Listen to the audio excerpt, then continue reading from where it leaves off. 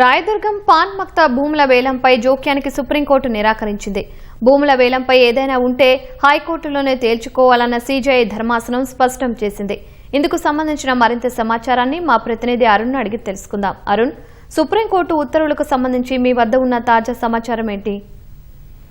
Pan మక్తాకు సంబంధించిన రాయదుర్గం వద్ద pan Makta వద్ద 11 ఎకరాలకు సంబంధించిన భూమిని, ప్రభుత్వ భూమిని టీజీఐఏసీ ఈ రోజు వేలం చేయడానికి సిద్ధమైంది. ఆ నేపథ్యంలో ఒక్కొక్క ఎకరాకు 175 కోట్లు కనీస ధరగా నిర్ణయించి వేలం ప్రక్రియకు సిద్ధమైనటువంటి నేపథ్యంలో ఈ ప్రక్రియను వెంటనే నిలుపుదల చేసే విధంగా తగిన ఉత్తర్వులు ఇవ్వాలని చెప్పి, అదే సందర్భంలో గతంలో సుప్రీంకోర్టు ఇచ్చినటువంటి ఆర్డర్లో పేర్కొన్నటువంటి భూములు కూడా మరోసారి రాష్ట్ర ప్రభుత్వం అమ్మటానికి సిద్ధమైంది అని చెప్పి జువాడి ప్రణయ సింహారావు దాఖలు చేసిన రెడ్ పిటిషన్ పై సుప్రీంకోర్టు ప్రధాన న్యాయమూర్తి జస్టిస్ సూర్యకాంత్ నేతృత్వంలోని త్రిసభ్య ధర్మాసనం విచారణ చేపట్టింది. ఈ భూముల ప్రక్రియకు సంబంధించి దాఖలైనటువంటి రెడ్ పిటిషన్ పై తాము విచారణ చేపట్టడానికి సిద్ధంగా లేము అని చెప్పి స్పష్టం చేసింది.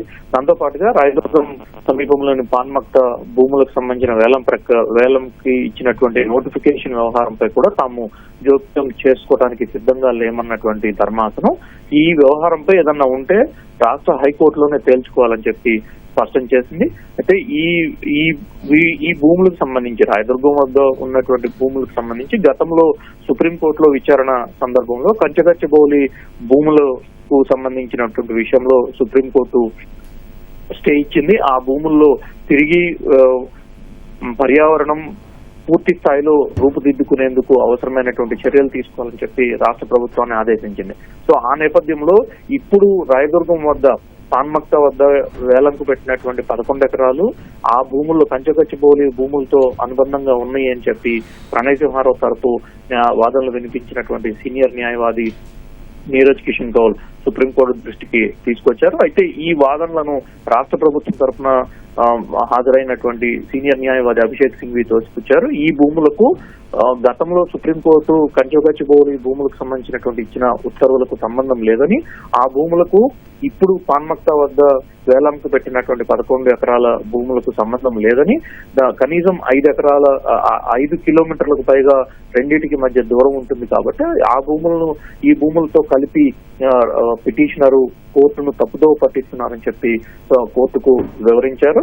అప్పుడు ఇచ్చినటువంటి ఉత్తర్వులు ఇప్పటికీ రాష్ట్ర ప్రభుత్వం అమలు చేస్తుంది. కానీ ఈ భూములు కంచగచ్చబౌలితో సంబంధం లేని భూములని, వాటికి వీటికి చాలా వ్యత్యాసం ఉంది కాబట్టి ఈ భూములు ప్రభుత్వ అధీనంలో ఉన్నాయి.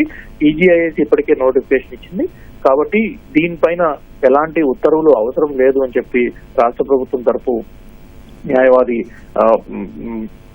సుప్రీంకోర్టు దృష్టికి తీసుకొచ్చారు. అయితే రాష్ట్ర ప్రభుత్వ వాదనలు పరిగణలోకి తీసుకున్నటువంటి సిజేఐ నేతృత్వంలోని త్రిసభ్య ధర్మాసనం ఈ పిటిషన్ ను తదుపరి విచారణకు స్వీకరించేందుకు నిరాకరించడంతో పాటుగా ఈ భూములకు సంబంధించి ఏమైనా అభ్యంతరాలు ఉంటే హైకోర్టునే అప్రోచ్ కావచ్చని, అయితే ఈ వ్యవహారంలో తాము జోక్యం చేసుకోవడానికి సిద్ధంగా లేమని చెప్పి స్పష్టం చేస్తూ పిటిషన్ పైన విచారణను తోసిపుచ్చింది.